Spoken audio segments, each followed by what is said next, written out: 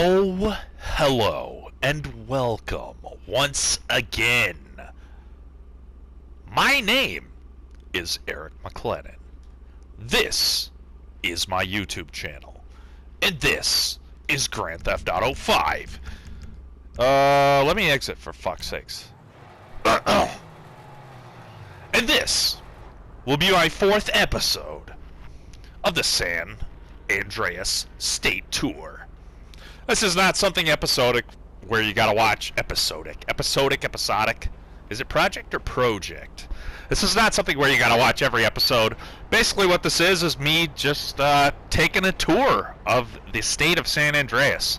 I've designed a specific route for myself to take, where I just take the highway around the entire perimeter of the map, basically. And I also take a stop at the north end of the map to take one trail up the mountain right to the peak, right to a certain specific parking spot, a little plateau, and then I take kind of the same trail back down the mountain, but it forks at a certain point, and I take the other fork down the mountain, and then I continue the highway, and I drive all the way back to that garage. Son of a whore. Okay, I gotta make it over to here. That's the first feat, is to get across several lanes of traffic onto the main part of the highway. Otherwise I get off the highway just as fast as I got onto it, and that really is just not what I'm aiming for here. So first 3 episodes I did with cars that I own in GTA Online. I don't have a ton of experience in GTA Online. I only started it for the first time a couple weeks ago. I have beaten this game back in the day, the offline of like story of the game, back in 2014 on the PS3. But I just recently got it again so that me and my buddy could play some GTA Online together. That's been fun.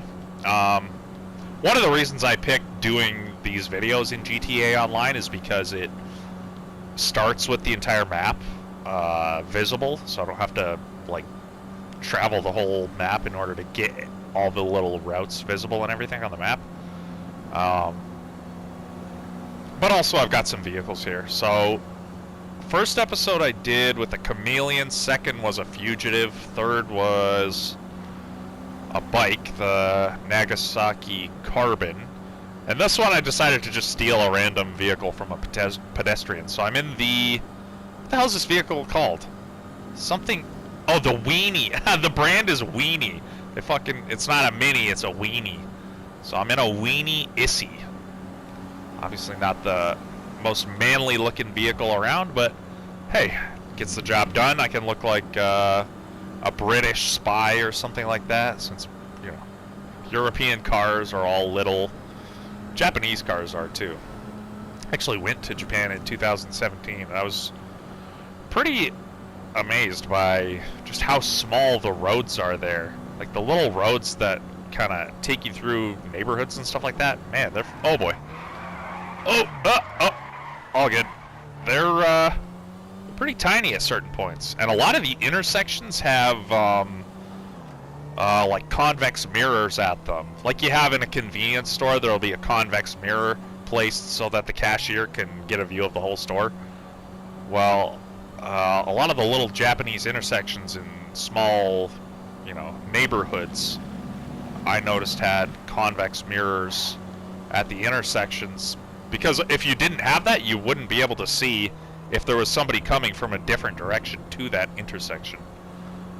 So that's my thoughts on that, or my little story to share on that as relates to the Weenie, the little Weenie cars. So my so this is Grapeseed that I'm entering, right? This is the town of Grapeseed. Will it show me Union Road? There's going to be a turn I take to the left pretty soon, and that's going to lead me directly to these paths that go up the mountain. Is it this one right here? It is. It's this one right here. I can see the paths. So, woo! Okay. Good thing that was there. The reason why I'm taking paths up the mountain versus just carving my own path is because I wanted to make this state tour something I could do with a variety of vehicles. Even like really shitty vehicles should, in theory, be able to make it up and down this path.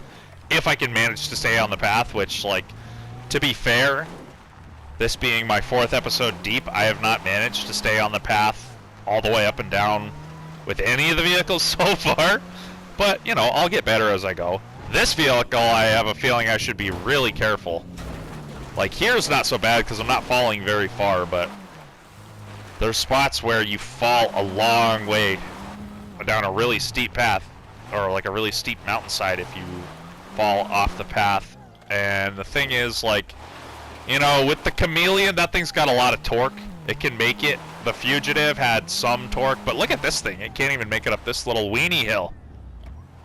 So that's definitely an issue. See, yeah, it's gonna be really hard to make it back up if I fall down with this thing. And I won't quit, I won't give up, but it'll just really be a lot better for me if I can just stay on the path. Like, this will be good enough if I can just kind of do this, preserve my momentum, and there we go. But I mean, I got a ways to go to get up this mountain, so I probably shouldn't be driving at full speed at all times, even though that's really what I want to be doing. Oh, fucking rock just blended in with the fucking path. That should be illegal. Just kidding. I feel like my sense of humor is so, like, different from, like, whatever the popular culture's sense of humor is right now. I feel like most people don't get my jokes, and it's very annoying to me. And I'm sure it's annoying to people, too, to have to field, like, strange statements from me and not realize that I'm not being serious about it and that I'm trying to, I don't know, just be funny. Man, come on, little pony, you can make it. Come on, little weenie, you got this. Holy frick, man. I feel like I'm gonna fucking, like, burn out the fucking engine of this thing. I'm gonna have to just leave it on the side of the mountain, man. Holy frickin' moly. How big's the gas tank in this thing? Are we gonna make it, or am I gonna have to look for a gas station? Something tells me we ain't going to find a gas station up these parts, Mr. Frodo. Could you imagine Lord of the Rings in the modern world with cars? That'd be cool, eh? I don't know how that would work. I mean, you know what? Speaking of Lord of the Rings, my personal belief is that Lord of the Rings, see, Tolkien, J.R.R. Tolkien, Tolkien,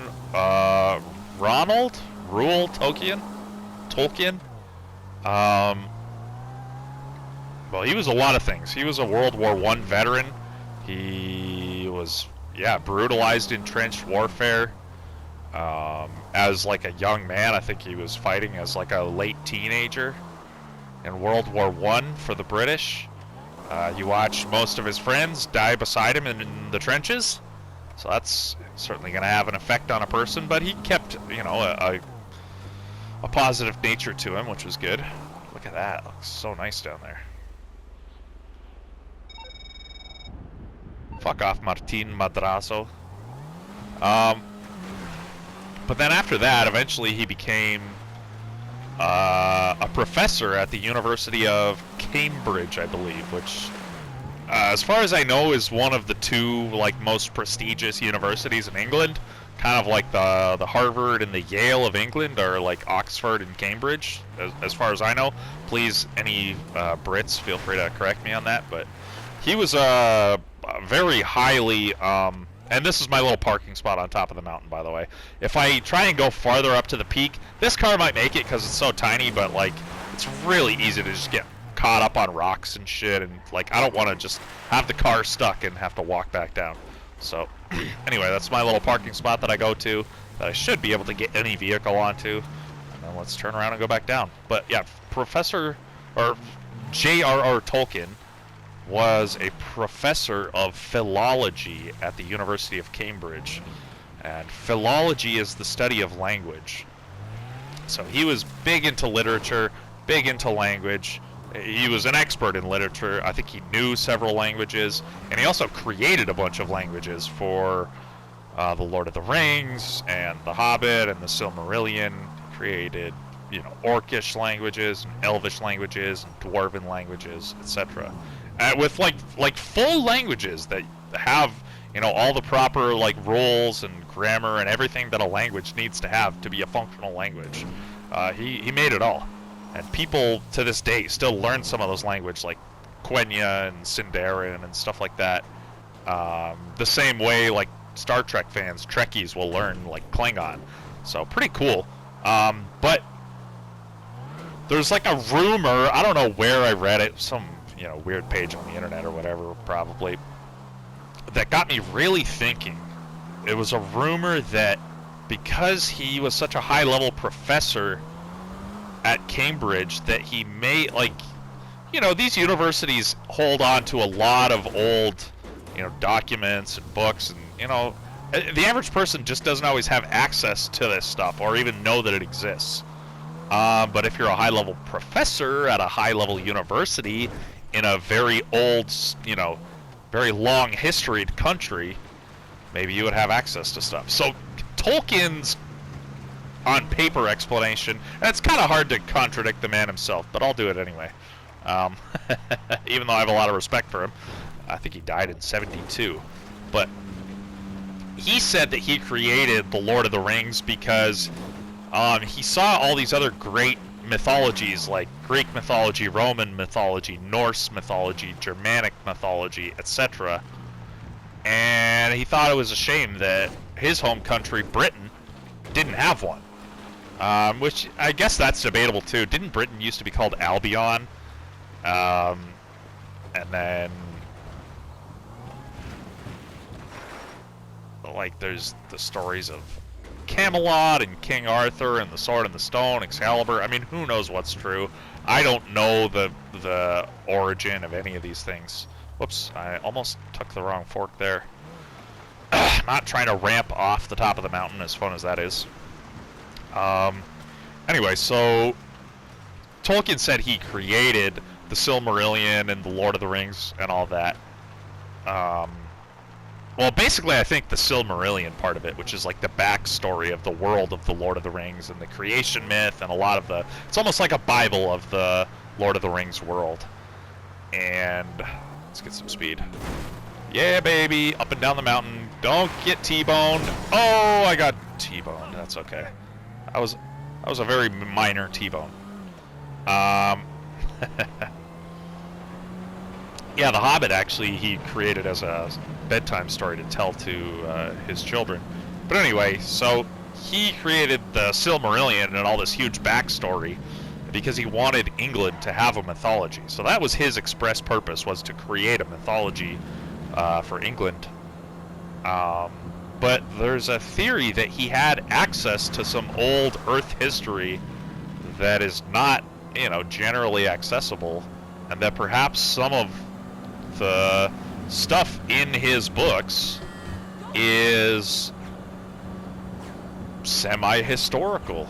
Maybe not, you know, all the exact details, but maybe, like, maybe these stories were created around past events that have been hidden or forgotten about, that he wanted to kind of like bring back up into the collective consciousness. Now that's a wild theory. That's a conspiracy theory. That's, you know, crazy speculation, certainly. But it sounds interesting.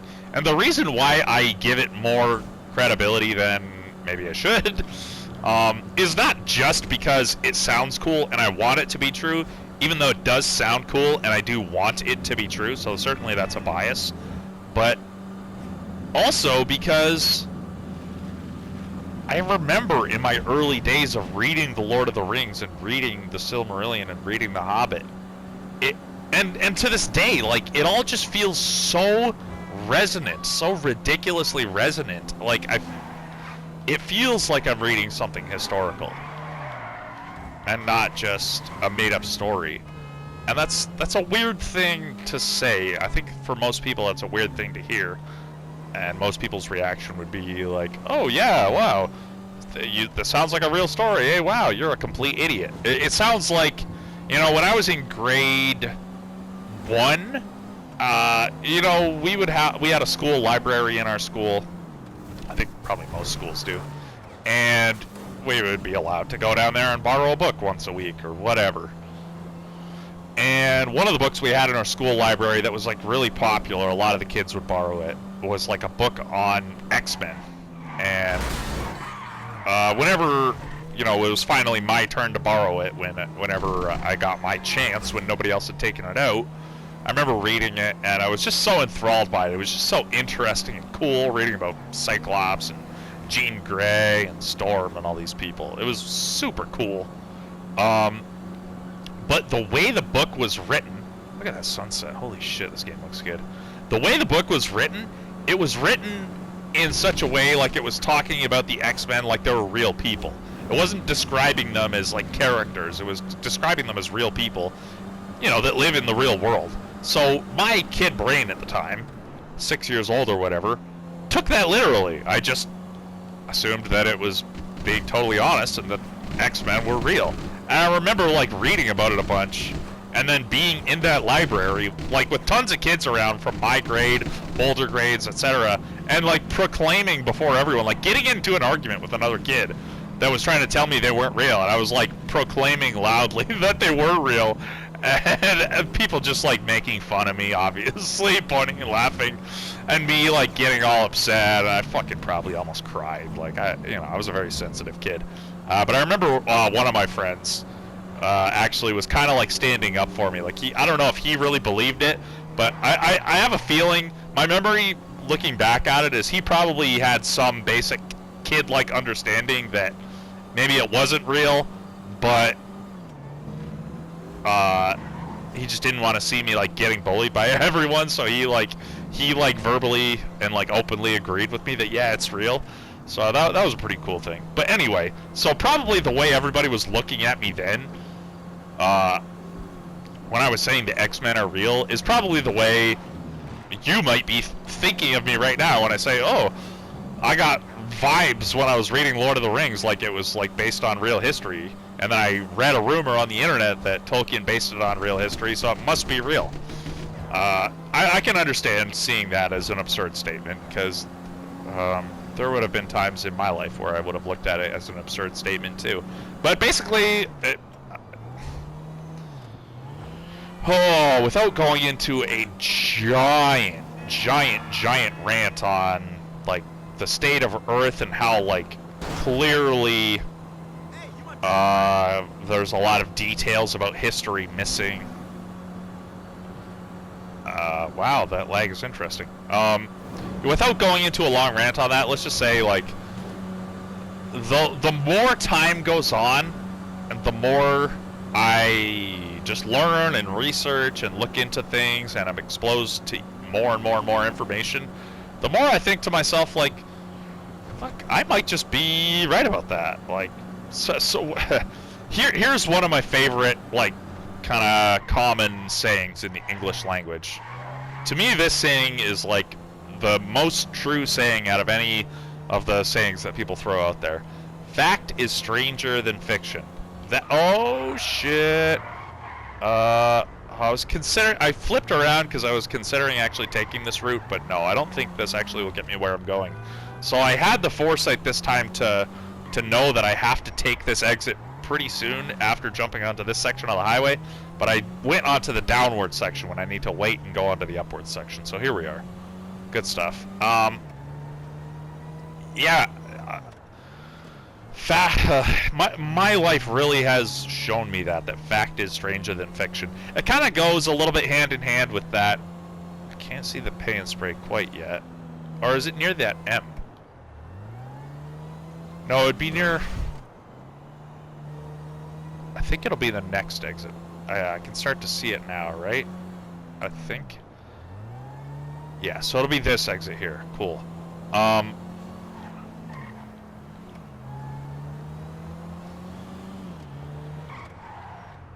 my life has just shown me fact is stranger than fiction. And I've never read any Sherlock Holmes books, but I know that there's a famous Sherlock Holmes quote.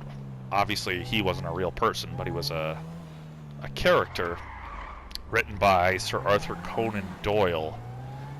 And the quote by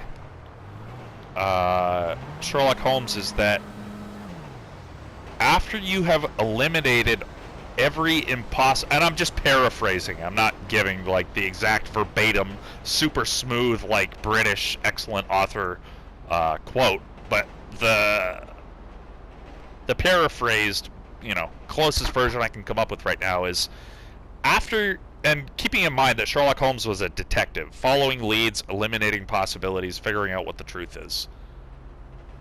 After you have eliminated all of the impossible avenues, whatever remains, no matter how improbable it seems, must be true.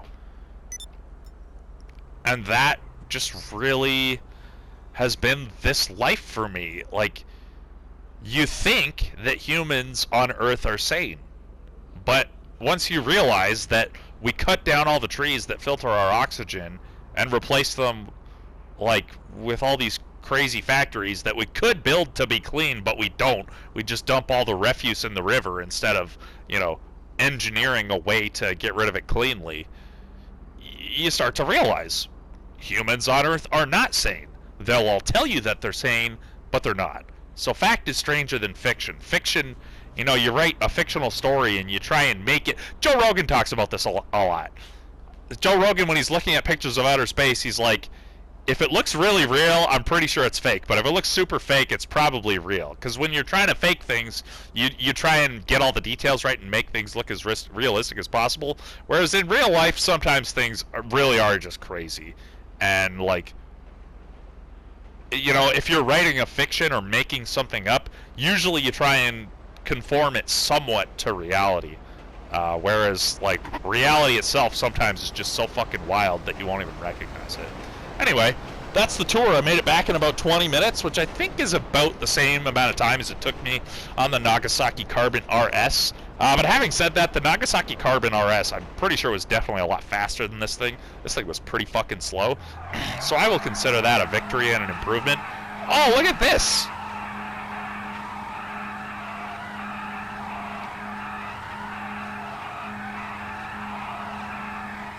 So this is a front-wheel drive car, hence why the back wheels are sitting still and the front wheels are doing a donut, as opposed to, you know, a rear-wheel drive car, the back wheels spin on a donut. Cool. Yeah, so there it was.